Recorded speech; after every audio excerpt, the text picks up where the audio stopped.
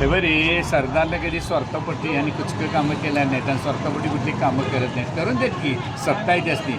माणसं झोपलेली नाही, त्यातच माणसं जागे आहेत, लक्षात ठेव. त्याच्यामध्ये माझा डोळ आपण दूध पिते त्याला कोण बघत नाही. आता इलेक्शन आलं तुम्हाला सगळी पाहुणपई दोस्त मंडळी सगळी दिसायला आली आहेत. हा विकास कामं दिसायला आली आहेत. कोण कॉन्क्रीट रस्ता डांबरीकरण ह्याव करण त्या पाणी नाही. 4.5 वर्षी जनता बोंबलाला आली आहे. इकडे कोण बघायला तयार नाही, कोण फिरकत नाही. कचरा कोंडाळा काय नाही काढत. रस्ता बाद आहे, घड आहे. आता सगळे कळते बा विकास करताना. त्यामुळं माणसं वाटते झोपल्यात, माणसं सगळी जागे आहे. ज्या त्या तेवढा कळलं. आणि विजय सरदारनं जे आजपर्यंत केले ते निस्वार्थाने केले.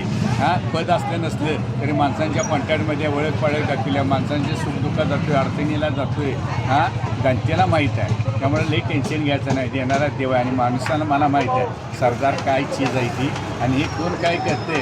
आज सरदारनं सत्ता नसताना पण सरदारनं भरपूर केलं आणि सत्ता असताना पण भरपूर केले. हे दाखवून द्यायला मी कोल्हापूर शहरासाठी करते.